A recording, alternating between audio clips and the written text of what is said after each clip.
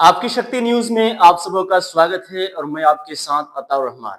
जिस तरीके से लगातार जो बीपीएससी छात्रों का जो लगातार प्रदर्शन जारी है, पटना में जिस तरीके से देख रहे हैं, एक तरफ तो प्रशांत किशोर भी जो है यानी प्रोटेस्ट में उतर चुके हैं, एक तरफ पप्पू यादव भी उतर चुके हैं। लेकिन इस प्रोटेस्ट को लेकर जो पप्पू यादव और प्रशांत किशोर में भी जंग छिड़ गई है, क्योंकि एक दूसरे पर जो है अब राजनीतिक कोई कह रहे हैं राजनीतिक कर रहे हैं, कोई कह रहे हैं प्रोटेस्ट कर रहे हैं। इसको लेकर भाकपा माले क्या सोचती है?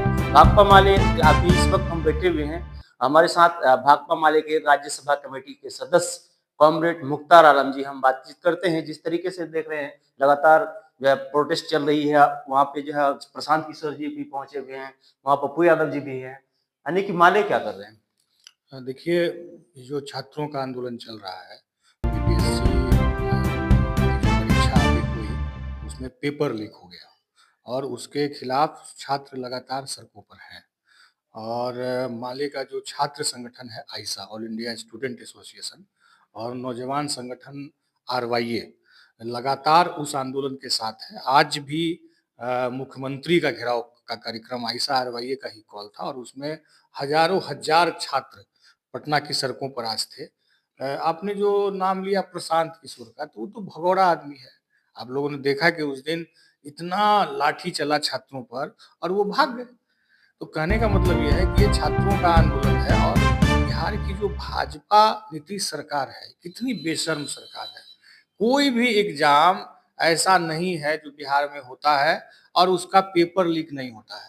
और इस बात को समझिए, जो पेपर लीक हो रहा है, ये कुछ लोग कह दे रहे हैं कि कुछ सेटर लोग हैं वो कर दे रहे हैं, नहीं।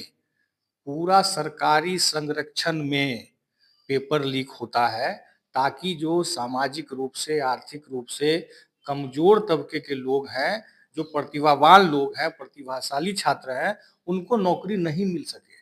कुछ बड़े लोग, कुछ मुट्ठी भर लोग, जो कुछ बड़े लोगों का जिनका जिनका संपर्क है, उन लोगों को नौकरी मिल सके। तो ये तो बहुत बेशर्म सरकार है और हम लोग ये मांग कर रहे हैं माले की तरफ से कि बीपीएससी का दोबारा एग्जाम हो। और एक छात्र ने तो इसमें आत्महत्या भी कर ली, सोनू कुमार ने। हम लोगों ने ये भी कहा है कि उनके परिजनों को 5 करोड़ का मुआवजा जो है उनको दिया जाना चाहिए और बीपीएससी का री एग्जाम हो, फिर से री एग्जाम हो और एक कानून बने कि इस तरह की जो चीजें हैं इसको लेकर के अलग से कानून बने ताकि साफ सुथरा पारदर्शी एग्जाम सुनिश्चित हो पाए बिहार में, ताकि बिहार के जो छात्र हैं, जो पढ़ते हैं, लिखते हैं, मेहनत करते हैं, उनको अवसर मिले नौकरी पाने का। अच्छा, देख रहे हैं लगातार जो है प्रोटेस्ट जो है ये आउट ऑफ कंट्रोल हो रहा है, क्या लग रहा है छात्रों के हक में इंसाफ होगी कि नहीं? नहीं, आउट ऑफ कंट्रोल क्या है? प्रोटेस्ट तो बहुत संयमित तरीके से चल रहा है और लगातार इसमें सिर्फ जो बीपीएससी के छात्र हैं वही इस आंदोलन में नहीं है।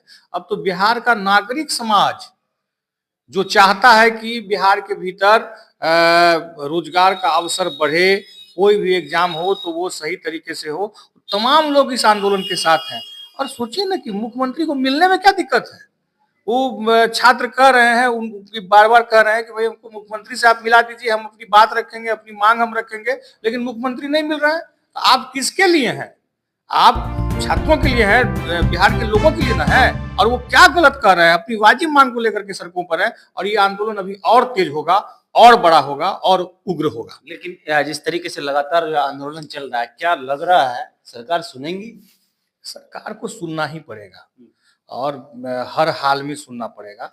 और हम तो ये भी कह रहे हैं कि देखिए, इसमें जो लाठी चार्ज हुआ, आप समझिए कि लोकतंत्र में प्रोटेस्ट का अधिकार तो है ना।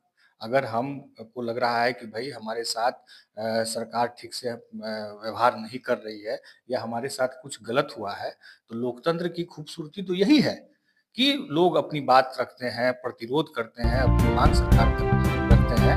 लेकिन ये तो लाठी गोली की सरकार हो गई।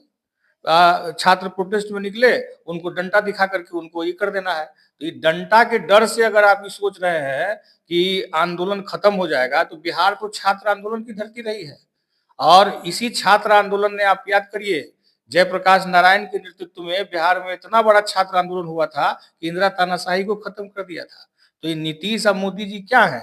इनके तानाशाही को भी खत्म कर दिया जाएगा और ये आंदोलन अभी और बड़ा होगा और मजबूत होगा। यहाँ पूर्णिया में भी हम लोग पिछले दिनों हम लोगों ने कॉल दिया था और हम लोगों ने यहाँ भी प्रोटेस्ट किया है। आगे आने वाले समय में यहाँ और प्रोटेस्ट हम लोग करेंगे इस सवाल। पूर्णिया से भी हाँ, प्रोटेस्ट पूर्णिया से भी होगा और मजबूत आंदोलन होगा पूर्णिया से। चलिए, बहुत-बहुत शुक्रिया हमारे साथ जुड़ने के लिए। जिस तरीके से लगातार जो है 70वीं बीपीएससी जो है परीक्षा को लेकर, री एग्ज़ाम को लेकर, यानी कि री एग्ज़ाम होनी चाहिए, इसको लेकर विद्यार्थी यानी कि छात्रों ने लगातार जो है प्रोटेस्ट जो है कर रही है और अलग-अलग जगहों पर जो है प्रोटेस्ट होना आरंभ हो चुका है। सो इस प्रोटेस्ट से लेकर यानी कि इस बीपीएससी को लेकर क्या कुछ होने वाला, अगली मोड़ क्या आएँगी, सो आप तक हम लेकर आएँगे। तब तक के लिए कहीं जाइएगा नहीं, मिलते रहे फिर एक छोटी सी ब्रेक के बाद।